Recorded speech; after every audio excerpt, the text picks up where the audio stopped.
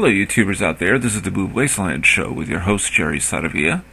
Today I'm briefly going to talk about the possible cancellation of Ebert-Presents-At-the-Movies. Now some of you may have heard this public television program, Ebert-Presents-At-the-Movies, will go on hiatus according to Roger-Ebert while they find the necessary funding at the end of this month, the end of December 2011. Apparently, according to him, the move is necessary to allow the public television stations that carry the show to plan their programs for the beginning of the new year, so they're holding off as long as possible. The show is nationally distributed by APT, American Public Television, and they send the show to more than 95% of the U.S. public television audience in all 50 top markets. It's also distributed overseas by the American Forces Network to over 175 countries, and even to Navy ships. So APT's member stations need to know what they can count on. Now, I guess it's no surprise the ratings have not been spectacular for Ebert-Presents-At-the-Movies. It's rather a shame. According to Chaz-Ebert, Roger-Ebert's wife, they have been financing the show themselves, and there has also been a donation from the Can Bar Charitable Trust. Now, Ebert-Presents-At-the-Movies started this year with new hosts Christy-Lemire, who had been an occasional co-host in the past during Ebert's absence, along with co-hosting with Roger-Ebert. And the other new host is Ignatiy-Vishnevetsky, who's a 24-year-old movie critic from Movie.com.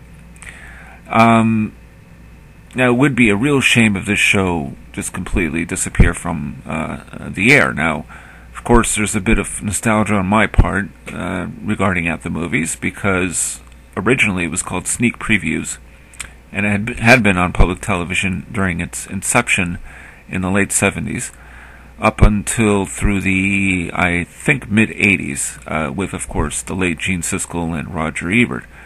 That show really changed my life because it helped me to understand that maybe I could review films myself. The fun, the passion in which, mostly the passion, but also just the animated talk between the two is what made that show. And of course, eventually, it left PBS, or public television, to being on a major network, and hence it became Skisle and Ebert at the Movies. With Skisle's passing, Roger-Ebert had a rotation of different guest co-hosts until there was a choice of Roger-Ebert. And then eventually that changed, and Ben-Mankiewicz and Ben-Lyons took over, and that show did not do well. In fact, there was a backlash against Ben-Lyons, who in fact was Jeffrey-Lyons' son.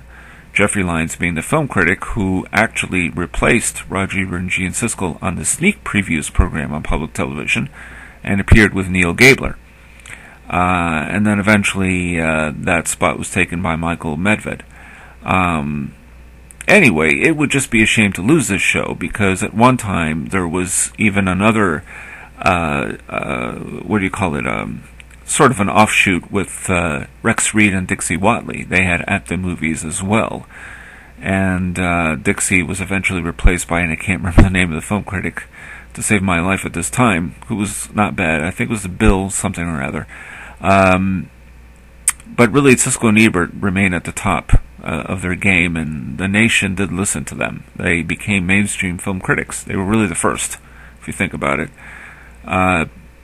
So it'd be a shame to lose this format. And what was exciting to me was the return of the show, which is always exciting, but also the fact that it was on public television, meaning no commercials. So it was a half hour, exactly as it should be.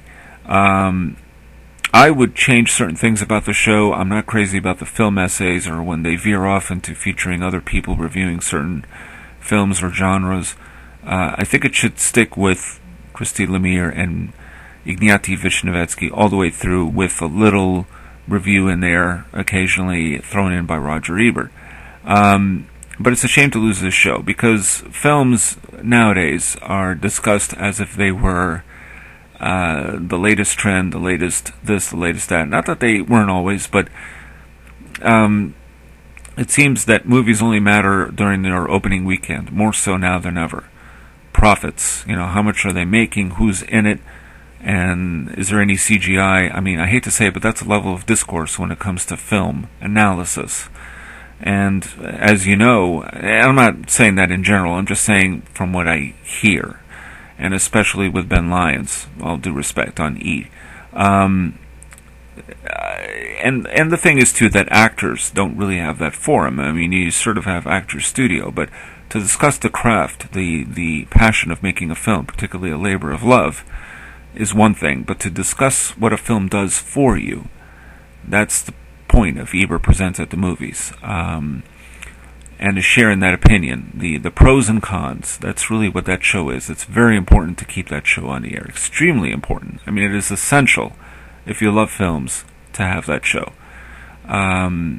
Because you don't have much else in America. I mean, Leonard Maltin has his own little show, of course, on the Reels channel, and there's also that Rotten Tomatoes thing, but I don't take it very seriously. So really, you just have Ebert-Presents-At-the-Movies. For television, that's what you got.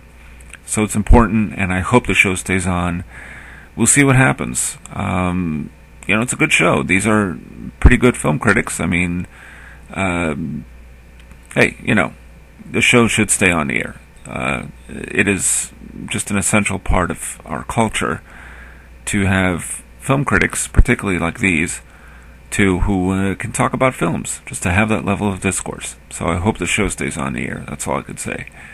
And I'll report more on this, and hopefully after September we'll have better news, and maybe APT